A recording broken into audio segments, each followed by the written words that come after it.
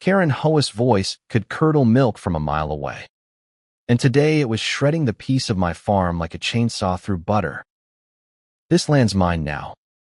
You hicks," she bellowed, her chins wobbling as she waved a crumpled deed like a battle flag. She'd stormed onto my property at dawn, her SUV's tires chewing up my cornfield, flanked by two nervous lackeys from the HOA board who looked like they'd rather be anywhere else. I stood on my porch, coffee mug in hand, watching this circus unfold, my old naval instincts whispering that this was no mere nuisance, this was war. Karen, all 300 pounds of her, was a walking caricature of entitlement. Her garish floral dress strained at the seams as she jabbed a manicured finger at my hired hands, Miguel and Sarah, who'd been tending the fields since sunrise. "You're trespassing," she screeched, her voice so shrill it spooked the chickens. "This farm's been rezoned for my gated community. Pack up, or I'll have the sheriff drag you out." Miguel, a wiry man with calloused hands and endless patience, just stared, his shovel planted in the dirt. Sarah, younger and fierier, looked ready to swing her rake.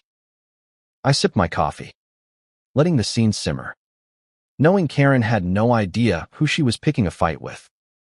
The HOA had been a thorn in our side for years, ever since Karen took over as president. She'd moved to our sleepy town of Willow Creek 2 years ago, a city transplant with a vendetta against anything rustic.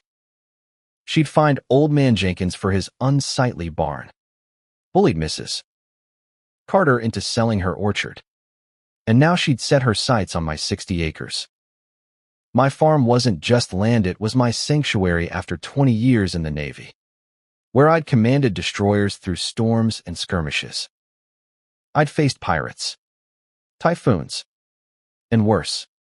Yet here was Karen, thinking she could steamroll me with a forged deed and a superiority complex. I stepped off the porch, my boots crunching on the gravel. "Ma'am," I said, voice low but carrying the weight of a cannon, "you're on my land. I suggest you explain yourself before this gets ugly." Karen spun toward me, her eyes narrowing into slits. "James Carver, isn't it? The washed-up sailor-playing farmer. This deed says your land's mine. Bought it fair and square from the county." She thrust the paper forward, but I didn't glance at it.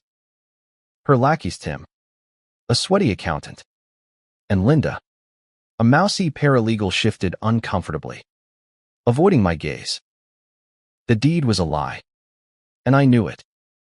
I'd paid off this farm a decade ago, every acre earned with blood and sweat. Karen's purchase was a scam, likely cooked up with some corrupt county clerk she'd bribed with her husband's real estate money. I'd heard whispers of her tactics, forged documents, strong-arming locals, all to build her dream McMansion sprawl. But she'd miscalculated. She didn't know I'd spent years decoding enemy signals and sniffing out lies. I could smell her bluff from here. "Karen," I said, stepping closer, my 6'2" frame towering over her, "you're barking up the wrong tree. That deed's as real as your manners. Walk away now, or I'll make sure everyone in Willow Creek knows what you're pulling." Her face reddened, and for a moment, I thought she'd explode. Instead, she laughed a grating, hyena-like cackle. "You, a nobody farmer. I own this town. You'll be out by sundown, or I'll bury you in lawsuits." That's when Sarah snapped. "You're a bully," she shouted, stepping forward, rake in hand. "You think you can just steal people's homes? This is James's life." Miguel grabbed her arm, whispering to calm her, but the air was electric. Karen's smirk faltered, but she doubled down. "This is progress. Sweetheart, your little farm's an eyesore. My community will bring class to this dump. She turned to her lackeys. Call the sheriff. Now. I held up a hand, stopping Tim before he could fumble for his phone. No need for that, I said, pulling my own phone from my pocket. Let's call someone else. Karen's eyes widened as I dialed a number I hadn't used in years. Captain Reynolds, now a county judge with a reputation for hating corruption. We'd served together in the Gulf, and he owed me a favor from a night involving a sinking freighter and a bottle of bourbon. James. Reynolds's voice crackled through. What's the trouble? I explained Karen's stunt, keeping my tone even but firm. Got a woman here with a fake deed, trying to seize my farm. Need you to check the county records. Karen's confidence drained like water from a cracked bucket. She sputtered. This is outrageous. I'm a respected businesswoman. But her lackeys were already edging toward their SUV, sensing the tide turning. Reynolds called back in 10 minutes, his voice grim. James, the deed's a forgery. No record of any sale. I'm sending the sheriff to your place, not for you. For her. I thanked him and hung up, fixing Karen with a stare that had once made ensigns quake. You've got about 15 minutes before the sheriff hauls you off. Care to explain to my friends here why you thought you could steal their home? Karen's bravado crumbled. She stammered, clutching her papers like a lifeline. This is a misunderstanding. I was misled. But Miguel and Sarah weren't buying it. Neither was I. The truth spilled out later. Under the sheriff's questioning, Karen had paid a clerk to falsify documents, planning to flip my land for a fortune. She'd targeted me because she thought I was just a dumb farmer, not a decorated commander with connections and a knack for strategy. The sheriff arrived, cuffs gleaming in the morning sun.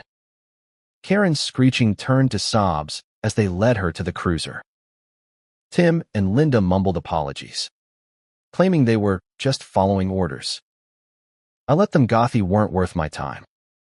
As the dust settled, Sarah hugged me, tears in her eyes. You saved us, James. Miguel just nodded, his quiet respect worth more than words.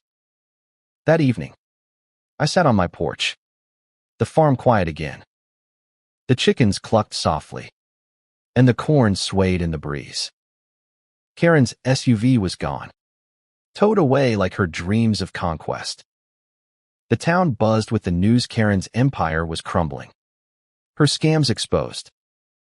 I'd fought bigger battles on the high seas, but this one felt personal.